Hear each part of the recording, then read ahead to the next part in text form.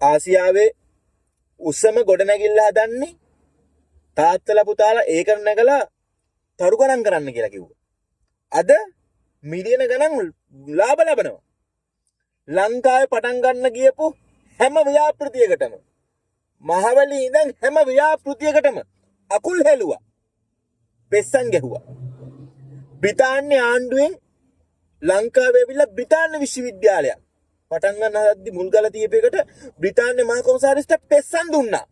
අද ඒ කැම්පස් එක තිබ්බනම් උඹේ ළමයි ගිහිල්ලා බ්‍රිතාන්‍ය ආණ්ඩුවේ බ්‍රිතාන්‍ය රජේ කෝටි ගණන් වියදම් කරලා ඒ කැම්පස් එකට යන්නේ එකේ ලංකාවේ තියෙන කැම්පස් එකෙන් අඩු මුදලට ඉගෙන ගන්නවා. 77 වසරක සාපයක් කියලා තොපිව අන්දලා උන් තමයි 77 වසරක සාපේ. උන් 77 වසරක සාපේ. උන් තමයි 77 වසරක සාපේ. උන් මොකද්ද කරේ? 77 වසරක සාපයක් කියලා උන් හිටිය බලයක් නැතුව 77 වසරක සාපේ හිටියේ. නිර්නාමිකව 77 වසරක සාපේ උන්. දැන් නිර්නාමික නෑ. උඹලා දුන්නානේ කුට්ටිය පිටින්. දැන් නිර්නාමික නෑ. දැන් නාමික 77 වසරක සාපේ පටන් ගන්න තියෙන්නේ. ඉවර නෑ. පටන් ගත්ත විතරයි. පටන් ගත්තේ ගිය අවුරුද්දේ තොපි වට්ටිය පිටින් රට දීලා.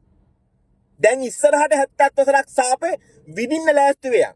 මේ විඳින්නේ ඒක. මේ විඳින්නේ ඒකේ පළවෙනි අඩිතාලම. පහු වෙන්න හොඳ සෙල්ලම්. අපි ලෑස්ති වෙලා ඉමු. උඹත් ලෑස්ති වෙලා ඉඳපන්. ඡන්දෙ දීපු උඹයි, ඡන්දෙ දීපු නැති මමයි දෙන්නම දුක් විඳින 77 වසරක සාපේ ඉස්සරහට.